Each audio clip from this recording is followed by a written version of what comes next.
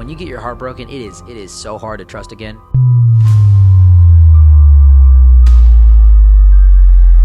You don't want to trust again.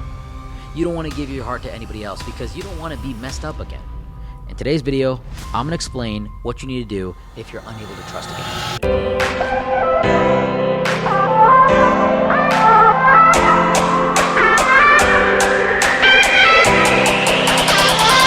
What is up, guys? My name is Sumi. I'm an online coach, and if you're interested in working with me, the link is down below. I'd love to work with you. If you're new to this channel, hit that bell notification to stay on top of all of our videos, and definitely follow me on all major platforms because I post a lot of different content everywhere else. Let's get into today's topic, where I talk about if you're unable to trust again.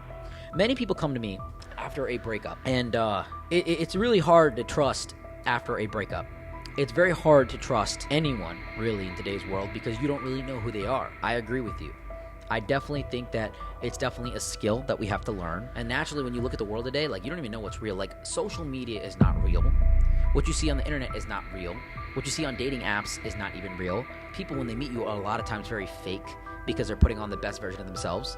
And so it's really, really hard to move past a heartbreak, a breakup, a betrayal, infidelity, cheating. How can you trust somebody when someone did you so dirty? How can you trust somebody when everybody you meet just kind of stabs you in the back? So let me explain something to you here, okay? I was in a situation where I was cheated on, actually multiple times. And after that situation, I could have adopted the belief that, oh, all girls are bad. All girls are cheaters. All girls are liars. But you know what changed me? When I looked at the mirror and I looked at myself and I said, I'm not a cheater. I'm not a liar. I'm not someone that wants to inflict negativity upon somebody. I'm not someone that wants to hurt somebody. I never wanted to. And so that statement, that understanding, that realization right there showed me that, look, there's not all bad people out there in the world because I'm one of them. I genuinely think I'm a good person. I genuinely think I tried my best in the relationships that I'm in. I wasn't always perfect in every relationship. I'll tell you that right now. But I have tried to become better and better every single day. And because of that internal bias I have towards myself, that love I have towards myself, I realized that I can't be the only one in 8 billion people. So the first part of trusting people is trusting yourself. And I think a lot of times we jump into relationships in the wrong way, or we pick the wrong people. See, it's not that trusting people is bad, it's just that you misplaced your trust. You put your trust into someone that wasn't good for you. You know they weren't good for you. People probably told you they weren't good for you. You probably saw all the signs, but you were so emotionally stubborn that you just kept pushing through it. You kept trying to trust this person and change this person and be with this person and try to make it right. And sometimes you didn't know, and that's your lack of due diligence. There are always red flags. There are always red flags. I got red flags, and I don't even think I'm a person that's really that bad.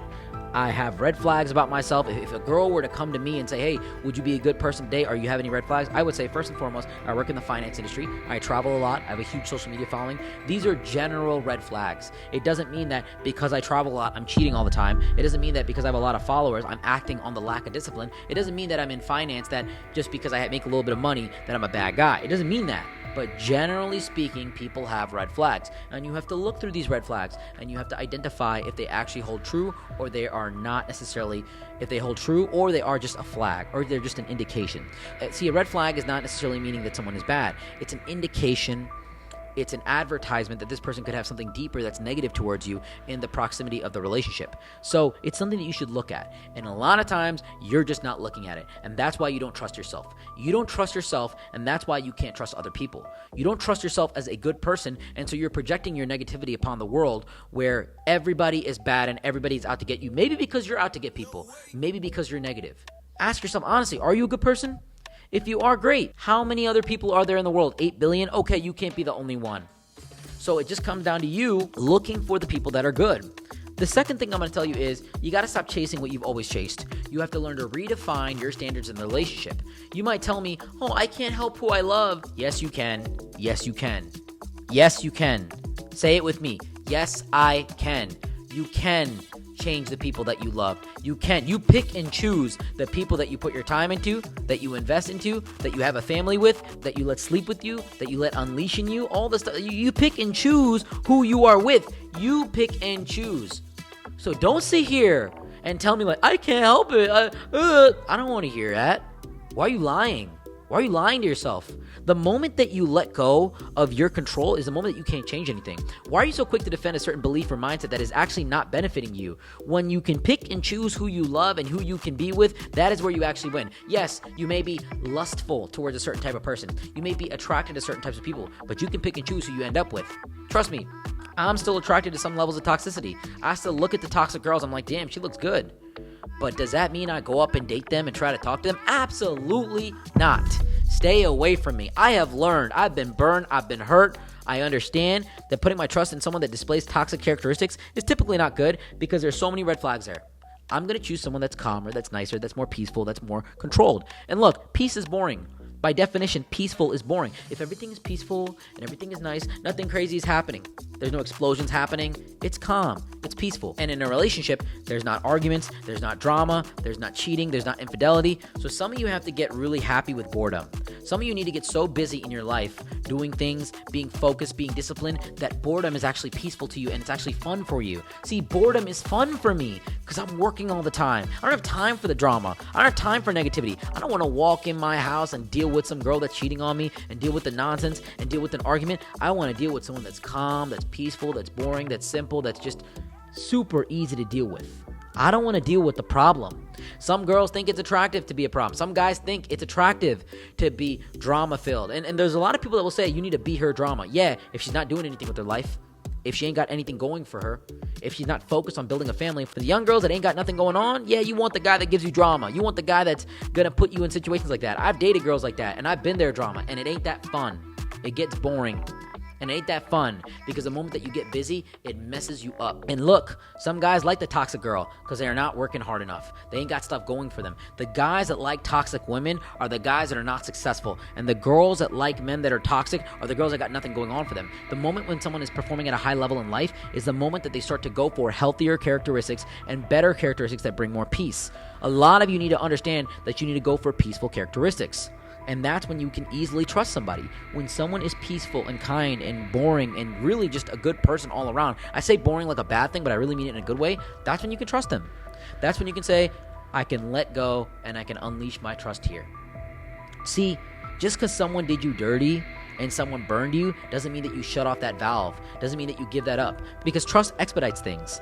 See, because I trust my office assistant to have my keys, I don't have to go to the office every day and unlock it and lock it and make sure it's good. I trust somebody to deal with it, which makes my life easier. It makes things faster. I delegate to elevate. Trust is the best thing that you can do to grow a business. Trust is the best thing that you can do to grow a relationship. But many times, we just misplace our trust. You can trust somebody. You can love somebody. You can tell everybody everything. But if you do it to the wrong people, they will use it against you. They will weaponize the things that you've told them, and they will try to hurt you. So you just have to learn to be careful and cautious about who you trust. Don't ever feel like you can't trust people and that everybody's out there to get you. You need to pick better. You need to be more refined. And if you do genuinely feel like the world is out there to get you, then you need to really take a look at yourself in the mirror and say, why do I have these delusions of grandeur? I'm not that important. I might have a little bit of following on social media, but the thing is, not everybody really care about me. Most of you don't care about what's going on in my life. Most of you are not following every single move that I make. Most of you just aren't that devoted to my lifestyle and my platform. And for those of you that are, I appreciate you. I love you. I care about you. And I'm so grateful that you guys take interest in my life. But the big thing I want you to understand is most people don't care. Most people are not out here to betray you. Most people are just trying to live their life selfishly for themselves. So when you start to understand that the first interaction of being with somebody is always transactional, and there's going to be no loyalty, you're typically going to be a lot better. Loyalty is built on three major factors, okay? When someone is loyal to you, they typically derive some level of dopamine from you. You make them feel better about themselves and about life. That's the first thing.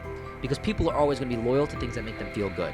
Number two, you bring them comfort and habituation. Not necessarily in dopamine, but they're so used to you. Like your family members, you're so used to them. So you are loyal to them by default because you see them all the time. Your mailmen, the people that live in your building, your neighbor, you're always going to be a little bit nicer to your neighbor because they're locally around you. They're in proximity of you. This is a very hunter-gatherer trait that we have. So people that you see very often and that you're around a lot are going to be some people that you are naturally going to trust, and they're going to trust you just by default. I know that you may not have the best relationship with your neighbor, your mailman, whatever it might be, but generally speaking, it's habituation. And the third thing is some kind of belief that they're going to improve your life and some kind of belief that you're going to improve their life. It's a belief about the future. This person is going to be useful to me in the future. And this is where trust and loyalty is really developed. So ask yourself if you're someone that delivers these three things, and stop placing your trust in people that don't deserve it. And if you don't trust anybody in the world, take a look in the mirror and understand that you're not that special and not everybody's out there to get you. I hope this video helped you. If you ever have any questions for me, reach out to me on social media. Feel free to click the link below if you ever want to jump inside my coaching program. There's a form that you can fill. It'll give me a little bit of information about you, and my team will reach out to you personally to talk to you about your situation and if we can help. Until next time, guys, Sumi out.